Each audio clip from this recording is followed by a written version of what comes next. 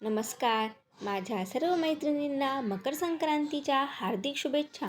तिळगुळ घ्या आणि गोड गोड बोला. तर मकर संक्रांत ही यावर्षी 14 जानेवारी 2026 वार बुधवार रोजी आलेली आहे आणि मकर संक्रांतीचा हा काळ 3 दिवसाचा असतो, म्हणजेच भोगी, मकर संक्रांत आणि किंक्रांत. तर या व्हिडिओमध्ये आपण सविस्तर माहिती जाणून घेणार आहोत की मकर संक्रांत यावर्षी कोणत्या रंगावर आलेली आहे किंवा मकर संक्रांतीचं वाहन कोणते आहे, त्याचे उपवाहन काय आहे, त्याची जाती काय आहे, वयाने ती कुमारिका आहे की सौभाग्यवती आहे, किंवा मग असे जे काही विविध प्रकारचे जे प्रश्न असतात, जे जाणून घेण्याची उत्सुकता ही प्रत्येक स्त्रियांना मकर संक्रांतीच्या पूर्वीच्या काळामध्ये असते. त्यानंतर आपण मकर संक्रांतीसाठी इतक्या उत्सुक असतो की मकर संक्रांतीला कोणत्या रंगाची साडी ही घालायची नाही किंवा कोणत्या रंगाच्या बांगड्या घालायच्या नाहीत, त्यानंतर कोणत्या गोष्टी वर्ज्य करायच्या आहेत किंवा कोणत्या गोष्टीचे पालन आपल्याला करायचे आहे, याबद्दल आपल्या मनामध्ये खूप सारी जिज्ञासा व उत्सुकता असते. त्या संपूर्ण प्रश्नाची उत्तरे तुम्हाला या व्हिडिओमध्ये मिळतील. त्यामुळे तुम्ही हा व्हिडिओ शेवटपर्यंत नक्की बघा आणि जर तुम्हाला हा व्हिडिओ आवडला असेल तर चॅनलला सबस्क्राईब करा आणि व्हिडिओला लाईक करायला विसरू नका. आणि अशा छानशा व्हिडिओसाठी किंवा असे छान व्हिडिओ तुमच्या मैत्रिणींनाही देखील पाहायला मिळावे यासाठी त्यांच्यासोबत हा व्हिडिओ शेअर करा. तर या व्हिडिओमध्ये आपण जाणून घेऊया सर्वप्रथम मकर संक्रांत का साजरी करतो.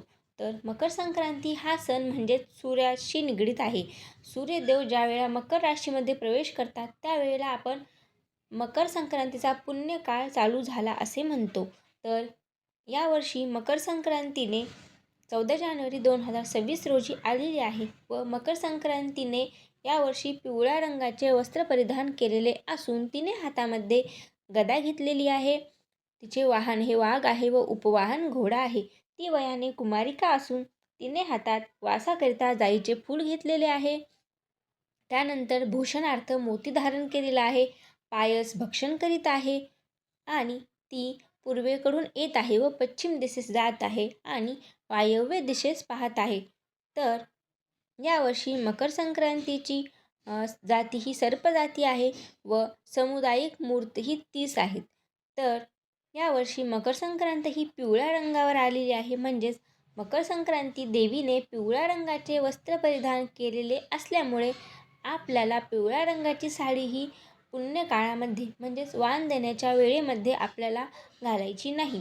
त्याचबरोबर पिवळ्या रंगाच्या काही वस्तू असतात त्या देखील आपल्याला मकर संक्रांतीच्या पुण्यकाळामध्ये वापरायच्या नाहीत. जसे की पिवळ्या रंगाच्या बांगड्या, पिवळ्या रंगाची साडी, पिवळ्या रंगाचे फुलं, पिवळ्या रंगाचा गजरा, अशा प्रकारच्या ज्या वस्तू स्त्रिया आपल्या अंगावर परिधान करतात त्या आपल्याला मकर संक्रांतीच्या पुण्यकाळामध्ये घालायच्या नाहीत.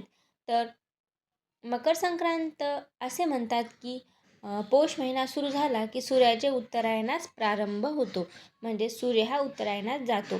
तर सूर्याच्या या पुण्यकाळामध्ये म्हणजेच या पौष महिन्यामध्ये जर तुम्ही रोज सूर्यदेवतेला अर्घ्य दिले तर तुमच्या राशीमधील सूर्य हा बळकट होतो व तुमच्या आयुष्यात नोकरीविषयक किंवा व्यवसायाविषयक कोणतेही प्रश्न, कोणतेही अडचणी निर्माण होत नाहीत. तर पौष महिना हा अत्यंत शुभ मानला जातो आणि पवित्र महिना मानला जातो. तर पौष महिन्यामध्ये जर तुम्ही एखादे दान केले तर त्या दानाचे फळ तुम्हाला 1000 पटीने मिळते असे म्हणतात. तर यावर्षी मकर संक्रांतीचा जे काही फळ आहे तर ते असे आहे की मकर संक्रांतीने पिवळ्या रंगाचे वस्त्र परिधान केलेले असल्यामुळे यावर्षी पिवळ्या रंगाच्या वस्तू महाग होतील, म्हणजे सोने महाग होईल व पिवळ्या रंगाच्या ज्या काही वस्तू आपण आपल्या वापरामध्ये वापरतो त्या देखील महाग होण्याची शक्यता असते असे शास्त्रानुसार सांगितलेले आहे. तर यावर्षी मकर संक्रांतीचा पुण्यकाळ हा 3:06 सुरू होत आहे व सूर्यास्तापर्यंत म्हणजेच संध्याकाळी 6:30 वाजेपर्यंत मकर संक्रांतीचा पुण्यकाळ हा राहणार आहे. म्हणजेच आपल्याला याच पुण्यकाळामध्ये वाण द्यायचे आहे 3:06 ते संध्याकाळी 6:30 वाजेपर्यंत 14 जानेवारीला. तर त्यानंतर यावर्षी सगळ्यात महत्त्वाची गोष्ट म्हणजे मकर संक्रांतीला एकादशी आलेली आहे. हा खूप महत्त्वाचा विषय आहे. यावर आपण एक डिटेल दुसरा व्हिडिओ बनवूया. तर तुम्हाला जर हा व्हिडिओ आवडला असेल तर माझ्या चॅनलला सबस्क्राईब करा आणि व्हिडिओला लाईक करा व जास्तीत जास्त तुमच्या मैत्रिणींसोबत हा व्हिडिओ शेअर करा, जेणेकरून त्यांनाही मकर संक्रांतीबद्दल ही माहिती मिळेल. आणि पुन्हा भेटूया छोट्याशा छानशा अशा दुसऱ्या एका व्हिडिओमध्ये. तोपर्यंत श्री स्वामी समर्थ. मकर संक्रांतीच्या पुन्हा एकदा तुम्हा सर्वांना हार्दिक शुभेच्छा. तिळगुळ घ्या आणि गोड गोड बोला.